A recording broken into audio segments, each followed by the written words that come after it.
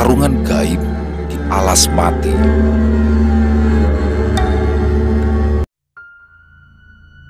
Setelah sukses menguasai daerah pasar dan sekitarnya, Benggoni yang memiliki banyak penghasilan pun semakin bertambah kaya raya setelah terjun dalam bidang proyek pembangunan gedung-gedung besar. Dengan modal yang dimilikinya serta pengalaman-pengalamannya, Bang Goni yang masih terus dibantu oleh Bang Ahmad mulai membuka sebuah perusahaan yang bergerak dalam bidang kontraktor bersama dua orang pengusaha kaya lainnya.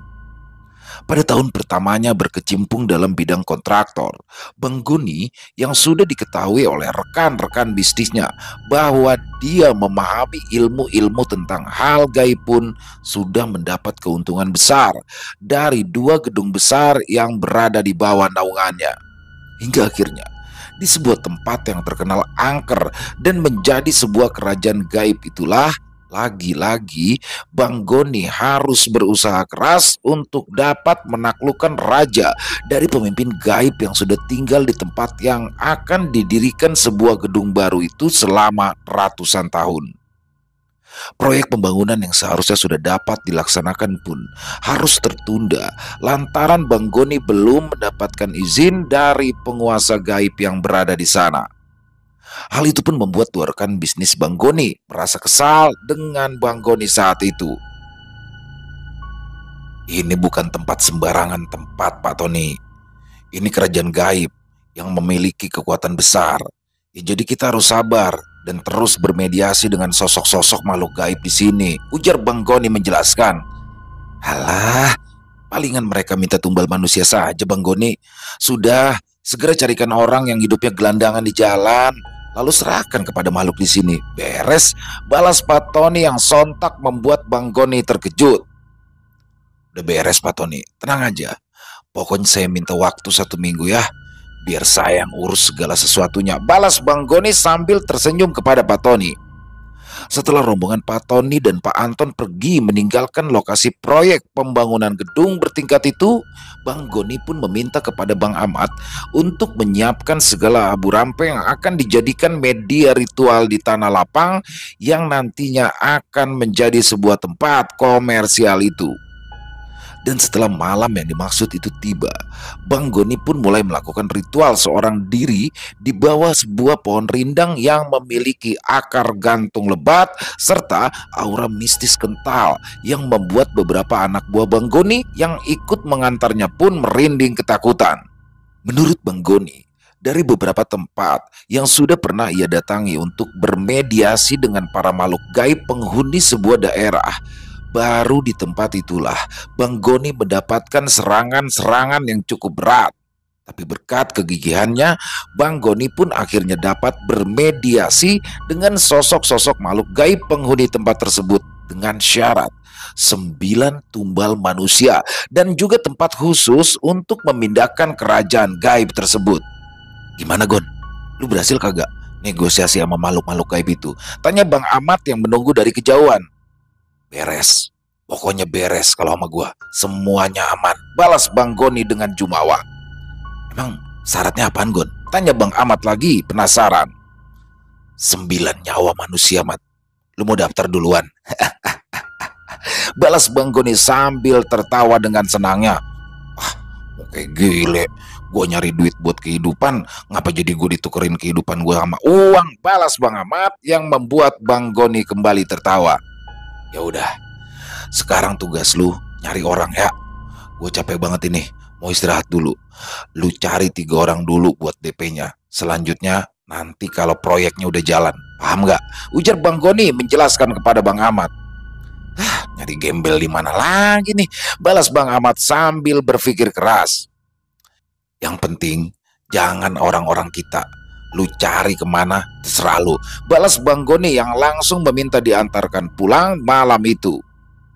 Setelah 3 bulan proyek pembangunan itu berjalan, Bang Goni dan Bang Ahmad serta anak buahnya kembali datang ke proyek yang sedang dalam proses pembuatan tiang-tiang panjang tersebut.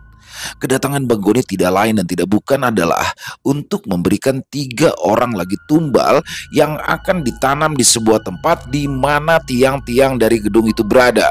Bang Goni yang sudah berkoordinasi dengan pihak-pihak mandor pun sudah mendapatkan calon korban dan langsung segera melakukan ritual di tempat yang sudah ditentukan. Tapi ternyata ada salah seorang pekerja yang mengetahui hal itu hingga timbullah permasalahan baru yang menjadi masalah besar bagi Bang Goni.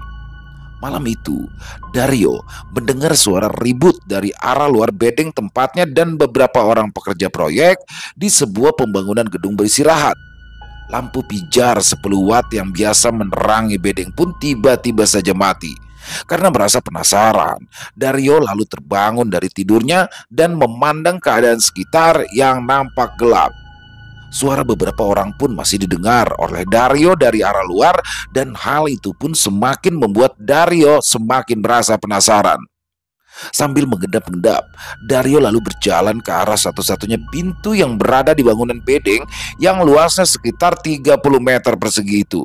Setelah sampai di depan pintu, Dario pun langsung membuka pintu dan berjalan keluar menuju ke arah suara gaduh itu berasal.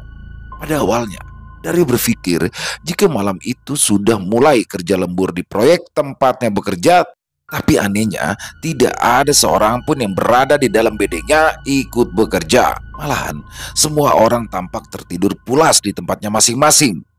Ketika sedang mengintai dari kejauhan tentang apa yang sedang terjadi, tiba-tiba ada yang memukul pelan pundak Dario. Hal itu sontak membuat Dario terkejut dan langsung memutar badannya ke arah belakang. "Sudah, kamu itu ndak usah ikut campur soal urusan ini.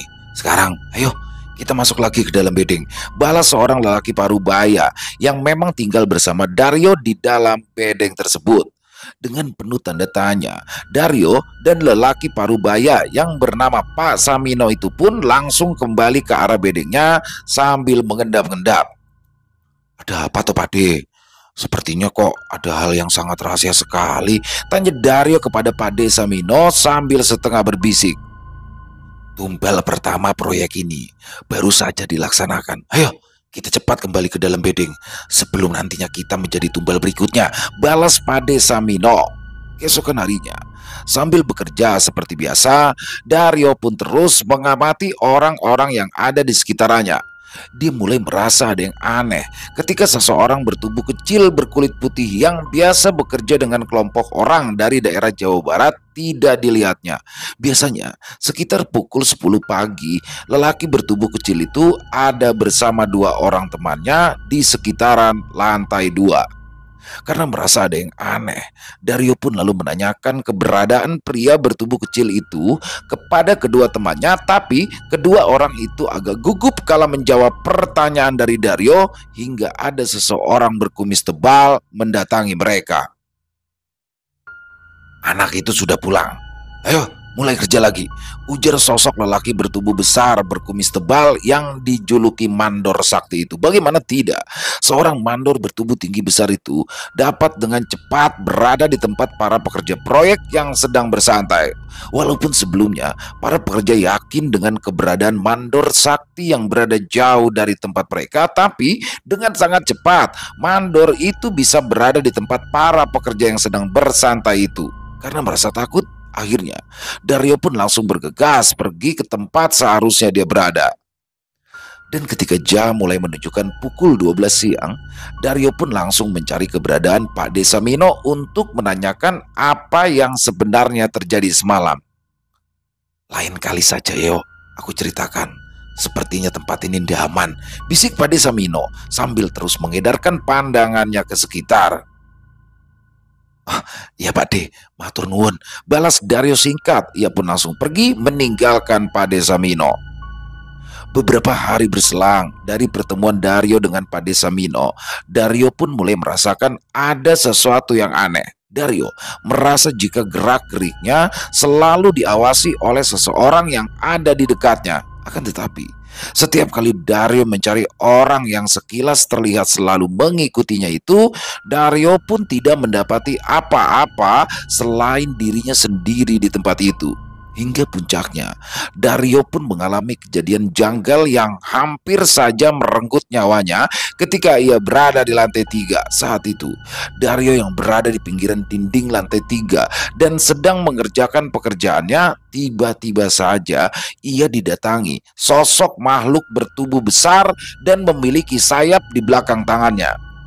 Wajah dari sosok makhluk gaib itu jelas sekali terbayang dalam benak Dario, walaupun hanya sepersekian detik ia melihat sebelum tubuhnya jatuh ke lantai dasar.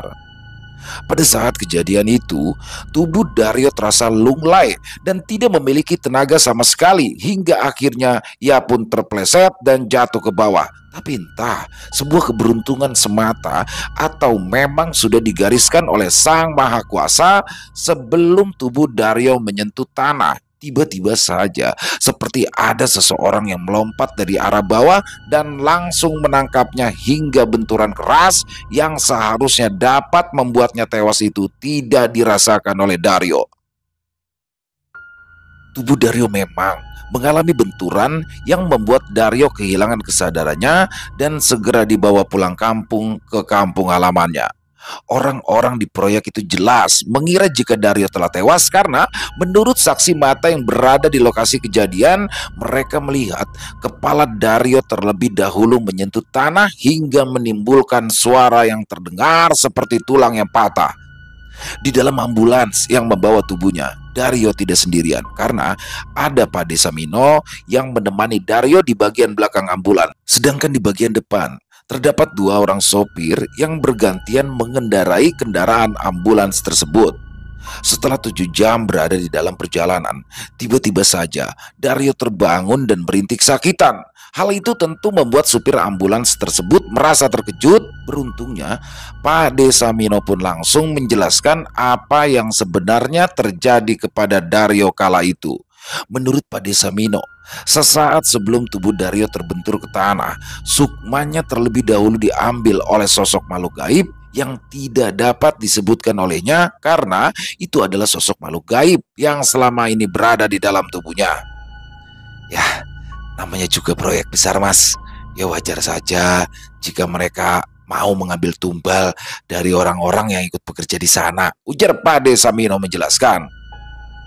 Terus kita harus bagaimana, Pak De? Tanya Bang Ilham yang sedang berada di samping Bang Ron yang mengendarai ambulans tersebut. Ya, antarkan saja kami sampai terminal di kota tempat saya tinggal ya, Mas. Setelah itu sampean kembali dan katakan kepada orang-orang jika tidak terjadi apapun kepada Dario. Anggap saja Dario sudah mati ya, Mas. Balas Pak Desamino yang langsung disetujui oleh Bang Ilham serta Bang Roni. Setelah sampai di kota asalnya, Pak Desamino pun langsung membantu Dario untuk turun dari dalam ambulans.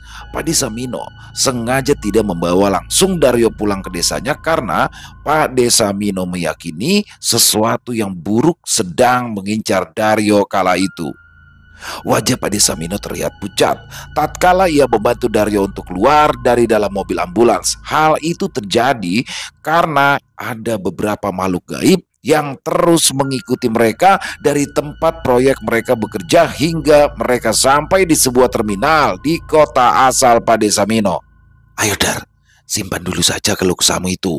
Kita harus segera sampai ke desa dan harus dapat mengusir makhluk-makhluk gaib yang masih saja mengikuti kita sampai saat ini, bisik Pak Desamino kepada Dario.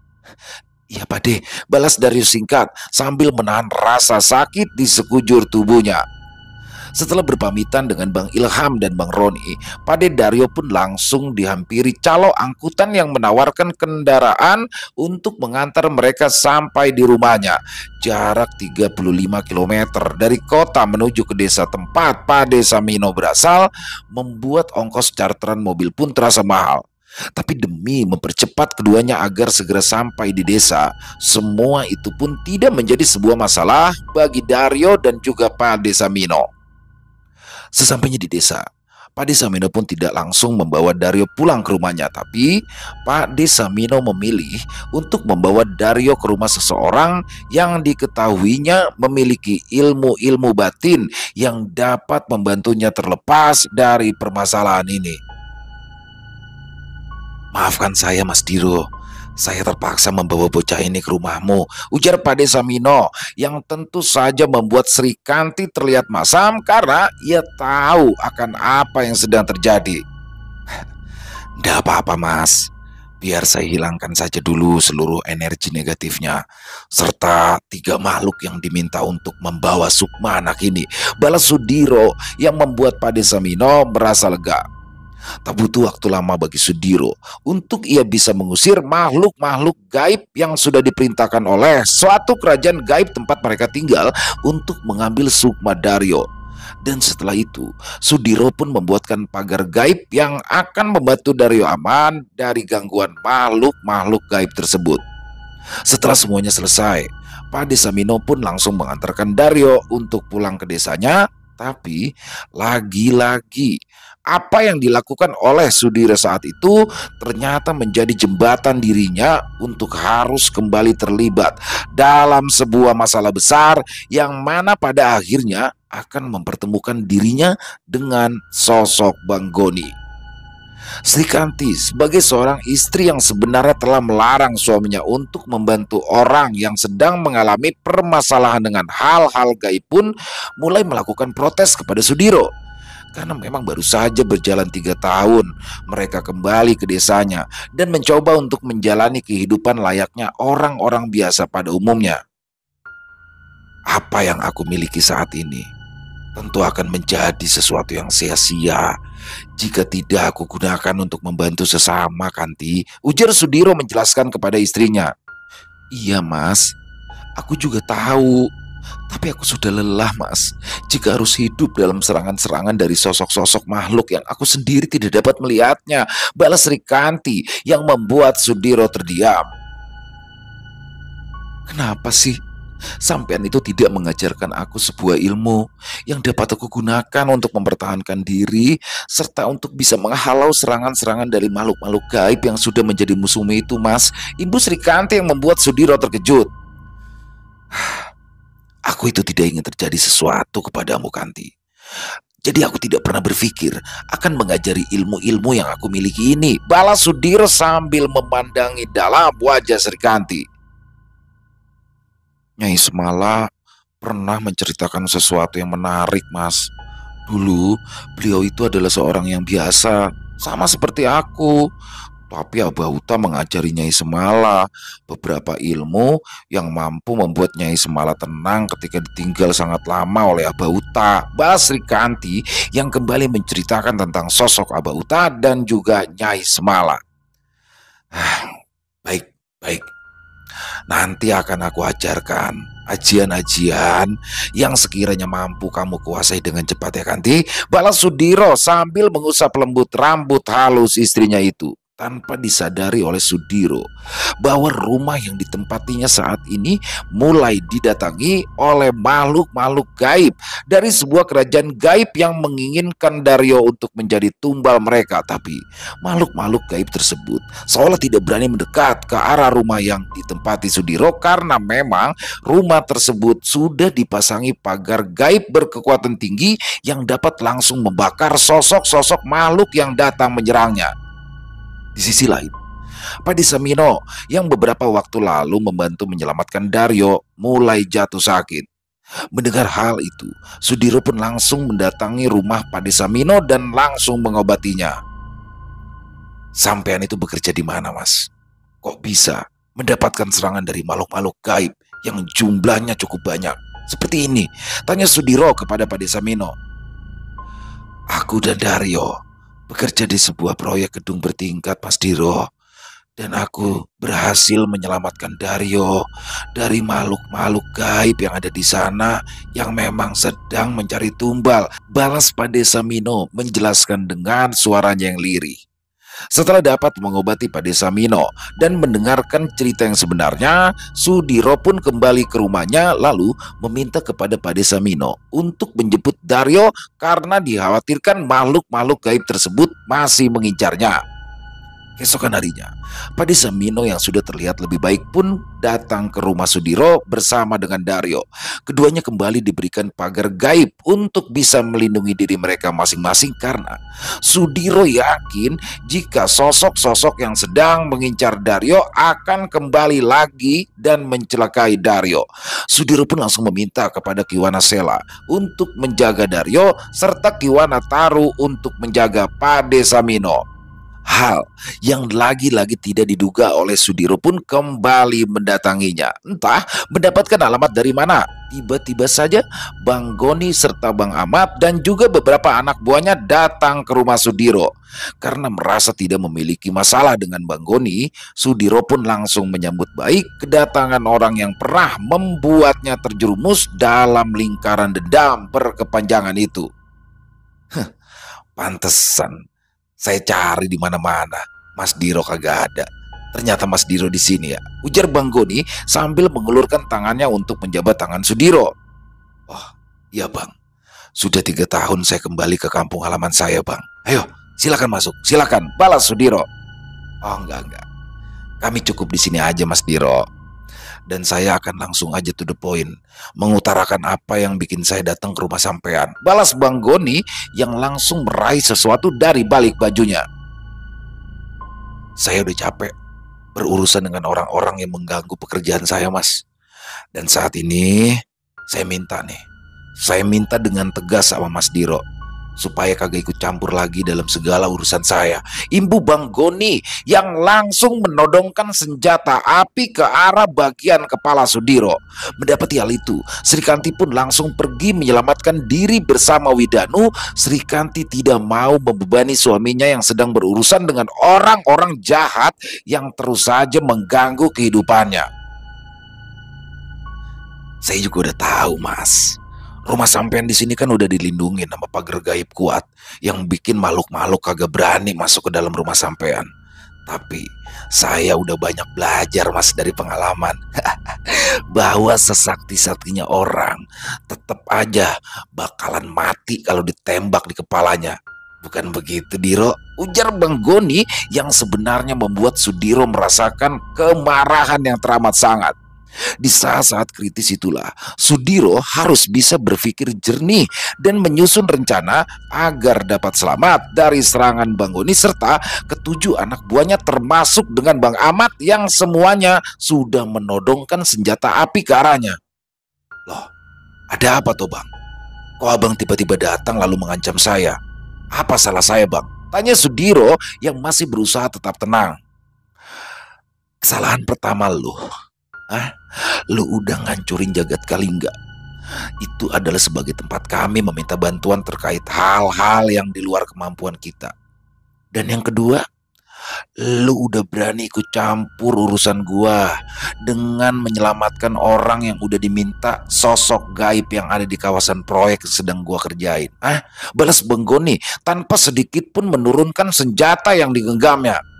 Bang, kalau ada orang yang datang ke rumah saya lalu meminta bantuan kepada saya, maka hukumnya wajib bagi saya untuk menolong orang tersebut. Balas Sudiro yang diam-diam telah menyelesaikan rapalan ajian Sabandung Hiji serta ajian Sindung Geni. Dan tiba-tiba saja pandangan mata Bang Goni terasa buram seiring berhembusnya angin yang terasa hangat dan menjadi semakin panas di sekitarnya. Dan tidak hanya itu, Bang Goni dan Bang Ahmad serta beberapa anak buahnya tiba-tiba saja melihat Bang Goni menjadi 2 orang dan yang satunya melesat pergi dengan cepat. Setelah itu, baik Bang Goni maupun Bang Ahmad dan beberapa anak buah mereka tidak dapat sedikit pun menggerakkan tubuhnya. Jangankan untuk menekan pelatuk senjatanya, untuk sekedar menoleh saja, Bang Goni dan yang lainnya tidak dapat melakukan hal tersebut. Sementara itu, tubuh Sudiro yang asli segera meminta Gatra Pawira keluar dari dalam pagar gaib yang mengelilingi rumahnya, dan dengan cepat Gatra Pawira meringkus 2 sosok makhluk gaib yang terus saja mengawasi keadaan di sekitaran rumahnya. Hanya 2 saja yang tersisa, Diro. Yang lainnya terpaksa aku musnahkan, ujar Gatra Pawira kepada Sudiro. Baik Wira, sekarang aku minta tolong bukakan mata batin orang-orang ini. agar mereka semua tahu siapakah musuh mereka yang sebenarnya. Balasudiro yang meminta kepada Gatrapawira melakukan sesuatu. Tidak lama kemudian, beberapa orang anak buah Bang Goni pun menjerit ketakutan karena melihat dua sosok makhluk gaib yang sedang terikat serta sosok Gatrapawira dengan wujud aslinya yang sangat menyeramkan. Sementara itu, Bang Goni terus saja mengumpat dalam hatinya mengutuk Sudiro yang dianggapnya telah melakukan kecurangan. Katakan siapa yang menyuruh kalian dan orang-orang ini datang untuk mengusik ketenanganku, ujar Sudiro kepada sosok makhluk gaib. Warak Liman, dia adalah pemimpin kami di Bantala Liman, ujar salah satu makhluk gaib hitam yang memiliki moncong seperti babi hutan itu. Apa tujuannya sehingga Warak Liman meminta kalian semua datang ke tempat ini, ujar Sudiro yang sudah mempersiapkan ajian Sindung Geni untuk terus mengancam sosok makhluk gaib yang sudah berhari-hari lalu mengawasinya. Karena kau telah melindungi orang yang ingin diambil raja kami, Tuan, jawab sosok makhluk hitam berbulu tajam seperti landak itu. Kenapa orang itu sangat berarti bagi rajamu? Bukankah seharusnya dia tinggal mengambil tumbal yang lain saja? Balas Sudiro yang terlihat semakin geram. Karena orang itulah yang disukai oleh putri kami, Tuan. Jadi mau tidak mau kami harus membunuh pemuda itu hingga kami berhasil mendapatkannya.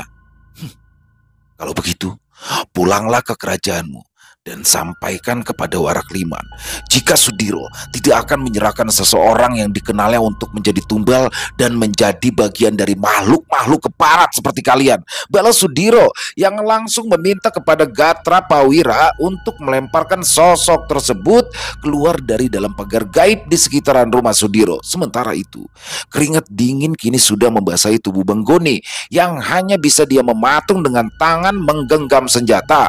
Yang hanya bisa digerakkan oleh Bang Goni adalah kedua kelopak matanya saja serta kedua bola mata yang terus saja memperhatikan langkah Sudiro.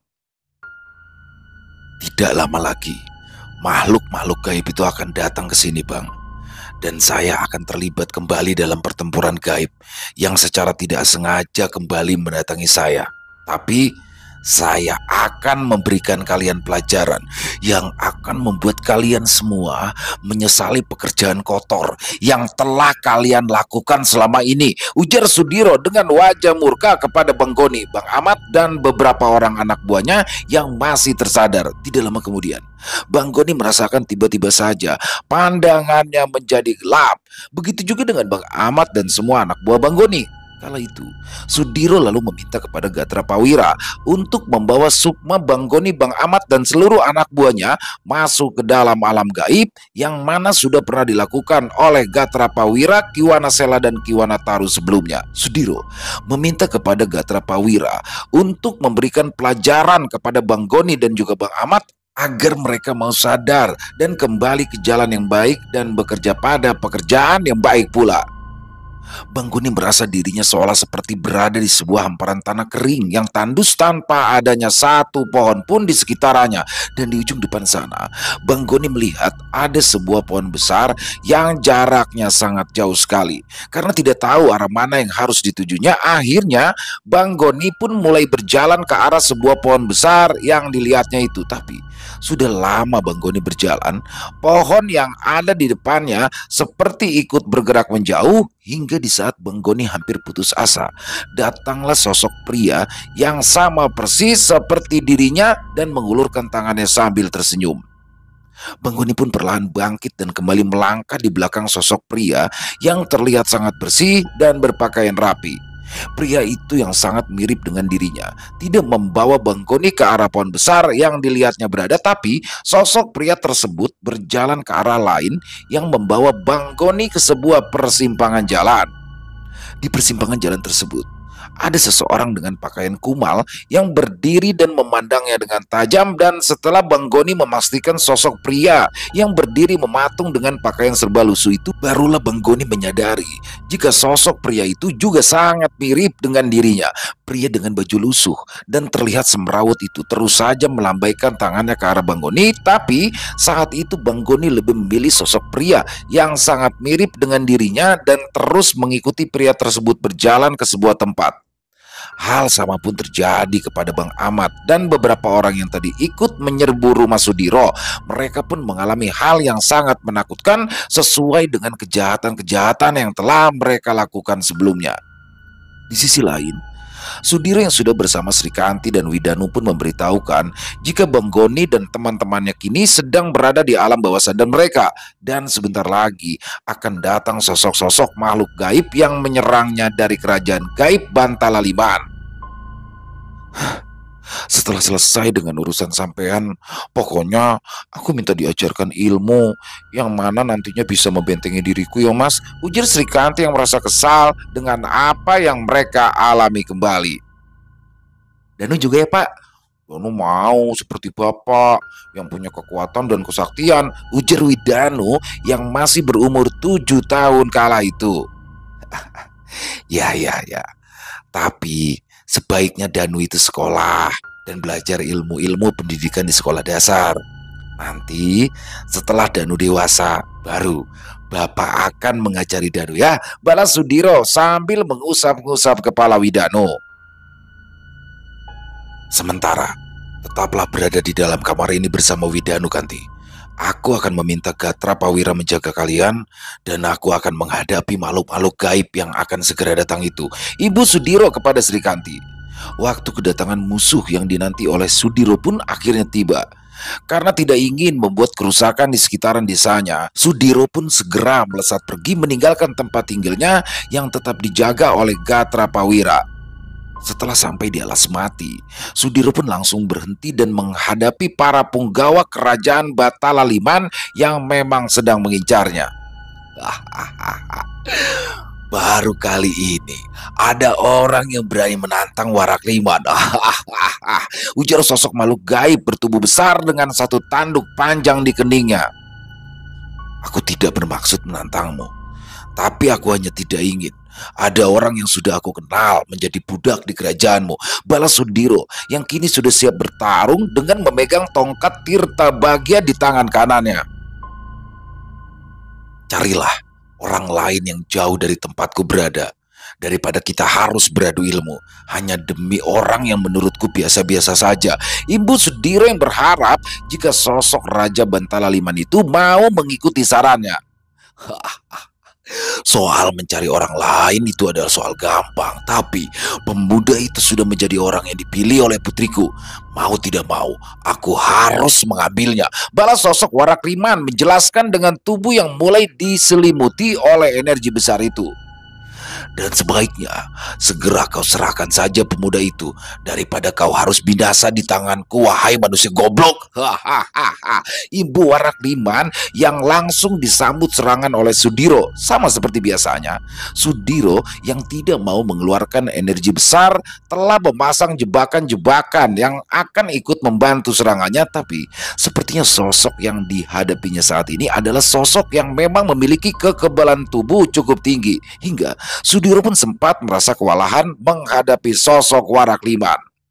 Selain harus menghadapi sosok Warak Liman, Sudiro pun juga harus menghadapi punggawa-punggawa kerajaan Bantala Liman yang ikut menyerangnya. Tapi berkat kecerdikannya, Sudiro pun mampu menumbangkan sosok-sosok makhluk gaib yang menjadi punggawa dan pengawal Warak Liman. Kesaktianmu lumayan juga manusia. Ujar Warak Liman sambil tertawa terbahak-bahak. Tapi tawa dari Warak Liman segera terhenti ketika ia melihat butiran pasir mulai berterbangan dan berubah menjadi butiran bola api yang menyala merah. Sambil merapal mantra, sosok Warak Liman pun langsung melesat dan tiba-tiba saja tubuhnya menjadi banyak.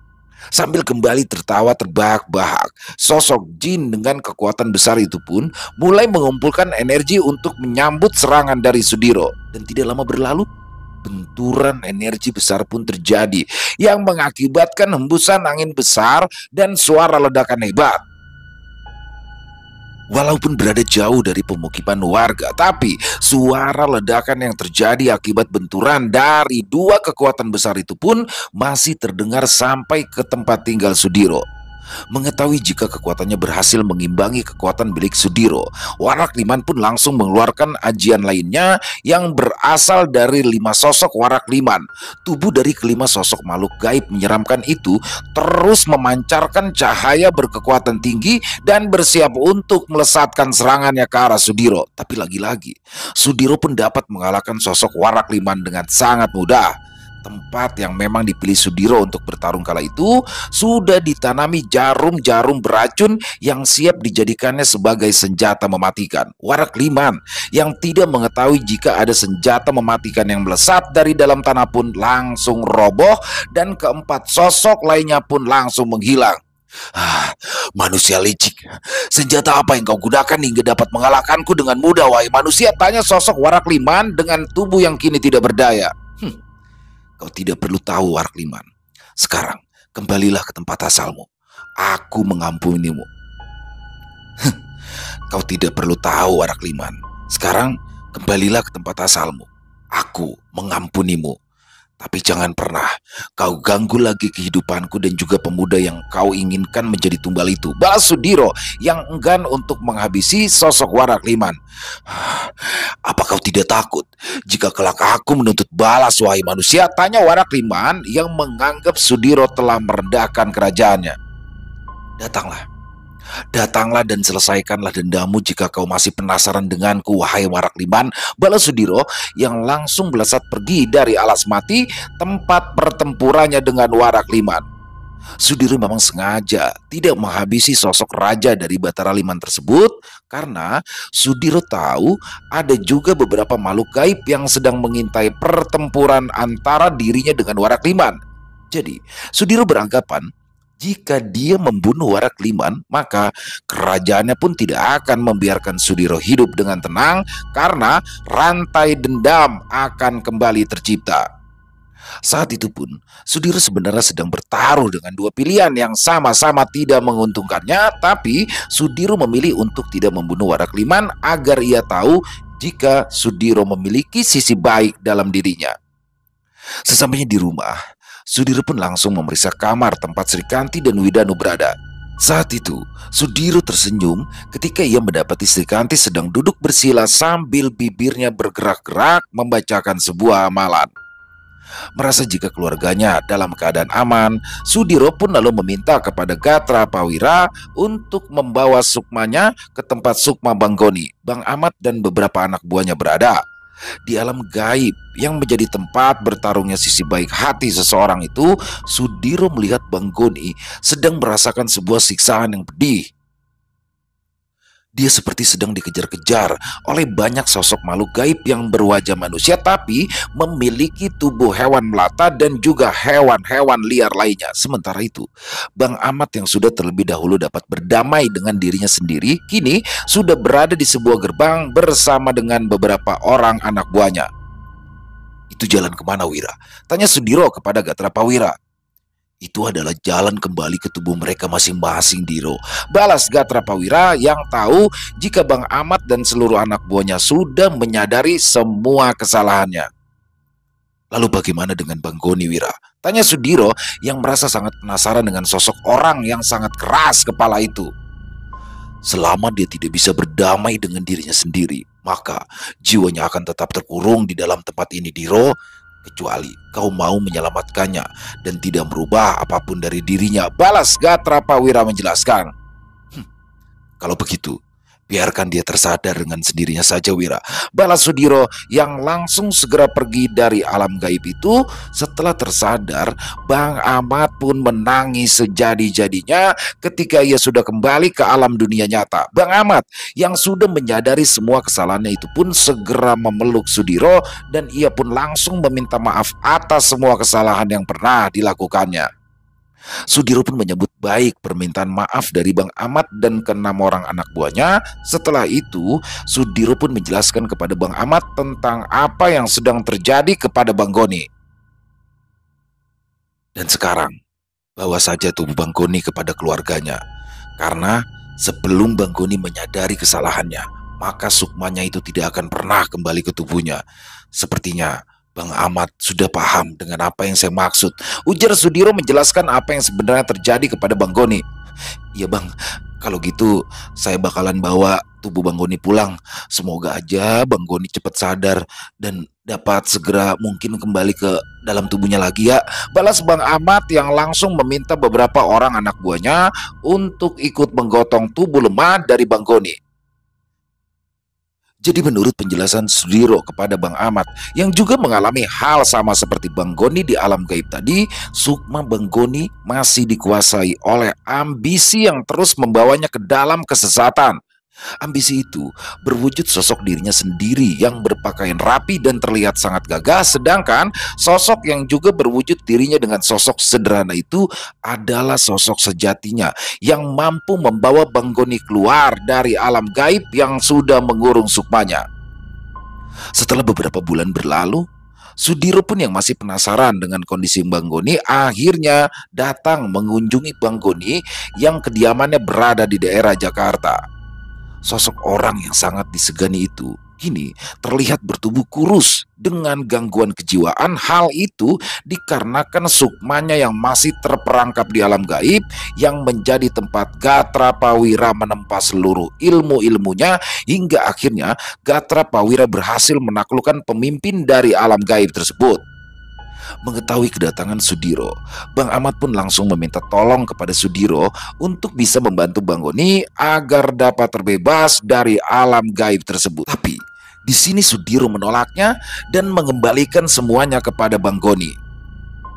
Jika saya membebaskan sukmanya, maka Bang Goni akan kembali melakukan kejahatan-kejahatan yang banyak merugikan orang lain, Bang. Biarkan dia terbebas dengan sendirinya dari alam gaib itu hingga ia menyadari apa yang sebenarnya terbaik untuk dirinya. Balas Sudiro yang sebenarnya ia juga tidak tega dengan apa yang sedang terjadi kepada Bang Goni saat itu. Sejak saat itulah perlahan-lahan kekuasaan Bang Goni di daerah pasar dan sekitarnya perlahan mulai terkikis karena orang-orang tahu keadaan Bang Goni saat itu yang memang sudah kehilangan kewarasannya. Bang Goni yang dianggap gila itu pun terus dirawat oleh Bang Ahmad yang memang menjadi satu-satunya sahabat karena dari pihak keluarga Bang Goni sendiri merasa tidak sanggup untuk merawat Bang Goni yang kadang kala mengamuk dan membuat orang-orang ketakutan. Tapi Bang Ahmad yang sudah memahami Bang Goni dan tahu apa yang sedang dihadapi oleh sukma sahabatnya itu pun dapat dengan cepat meredakan amarah Bang Goni yang datang setiap saat. Selesai, wow, luar biasa. Kisah dari Mas Untung Prasetyo kembali lagi dengan Sudiro dan sesuai request dari teman-teman ya. Dan saya juga sendiri sudah kangen ya dengan kisah Sudiro. Akhirnya di sini Mas Untung mengabulkan request kita. Sudiro kembali lagi. Dan di sini muncul juga sosok Bang Goni. Ini sosok yang ngeselin banget nih menurut saya. Orang yang nggak tahu diri, yang mana kalau teman-teman sudah mengikuti kisah Sudiro dari awal ya.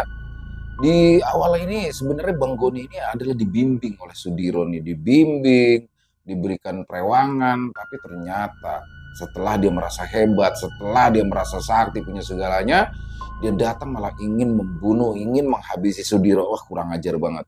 Dan hebatnya dari Sudiro di sini dia tidak ingin langsung menghabisi Bang Goni ya, tapi justru dia ingin memberikan pelajaran sampai pada akhirnya Bang Goni selama beberapa bulan terkurung sukmanya di alam gaib dan otomatis di dalam dunia nyatanya dia terlihat seperti orang yang kurang waras.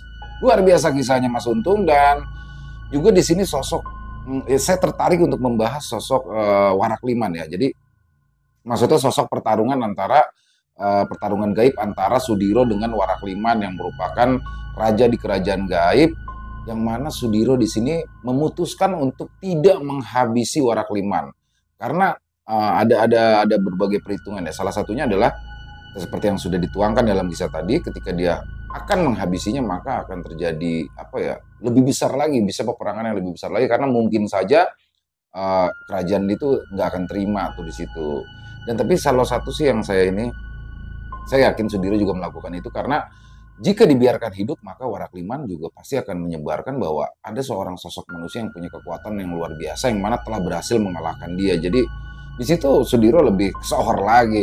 Overall kisahnya keren banget dan juga sudah mulai dimunculkan ya sosok Widanu yang sudah berumur 7 tahun yang mana sudah mulai tertarik ya untuk belajar ilmu-ilmu kebatinan, tapi Sudiro seperti menahan. Dan di mana Sri Kanti sebagai seorang istri juga merasa punya hak untuk diajarkan ilmu-ilmu kebatinan ya, karena memang dia sering ditinggal lama-lama, jadi harus punya juga sih. Keren banget lah kisahnya.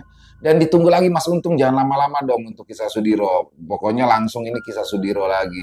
Ditunggu lagi Mas Untung ya kisah-kisah selanjutnya, dan semoga saja kisah barusan bisa menghibur teman-teman semua, para teman-teman pecinta horor misteri, lebih khusus lagi kepada para subscriber Ilo Bercerita. Dan kami juga ingin mengucapkan terima kasih kepada seluruh teman-teman yang sudah selalu setia mendukung channel kami, yang sudah selalu setia hadir di setiap harinya. Karena kehadiran teman-temanlah kami selalu bersemangat berkarya di setiap harinya. Dan buat yang suka dengan video barusan bisa diklik tombol like-nya, tombol jempolnya. Buat yang belum subscribe, jangan lupa diklik tombol merah subscribe-nya. Lonceng notifikasi juga jangan lupa. Yuk, diklik juga supaya teman-teman bisa mendapatkan notifikasi dari konten-konten yang akan kami upload selanjutnya. Untuk channel Ilo Bercerita, kami upload di setiap malamnya, setiap jam 9 malam waktu Indonesia bagian Barat. Dan buat teman-teman kalau mungkin ada beberapa yang tanya ya, kok saya sudah nyalakan notifikasi tapi belum dapat notifikasi setiap Bang Ilo upload. Pokoknya setiap jam 9 malam tongkrongin aja deh untuk channel Ilo Bercerita. Insya Allah kami akan selalu mengupload setiap hari, setiap jam 9 malam waktu Indonesia bagian Barat. Dan mungkin buat teman-teman yang punya kisah misteri, kisah horor misteri, yang diangkat dari kisah nyata, yang berdasarkan pengalaman pribadi, apabila mungkin berkenan dibawakan di channel kami, silakan bisa mengirimkan kisahnya ke nomor telepon yang ada di bawah sini. Dan bebas ya, dalam bentuk tulisan boleh, dalam bentuk audio boleh, senyamannya teman-teman aja pokoknya. Dan buat teman-teman yang sudah mengirimkan kisah, kami ucapkan terima kasih. Dan di akhir kata saya Ilo mengucapkan permohonan maaf apabila mungkin dalam pembawaan kisahnya barusan ada kata-kata saya yang salah, ataupun ada kata-kata saya yang kurang berkenan. Saya mohon dibukakan pintu maaf yang seluas-luasnya, karena saya hanyalah manusia biasa, tempatnya salah dan dosa. Dan sampai berjumpa lagi di konten-konten kami selanjutnya yang pasti tidak kalah serunya, yang pasti tidak kalah horornya. Masih bersama saya Ilo di channel Ilo Bercerita. Salam sehat sukses selalu untuk kita semua. Wassalamualaikum warahmatullahi wabarakatuh.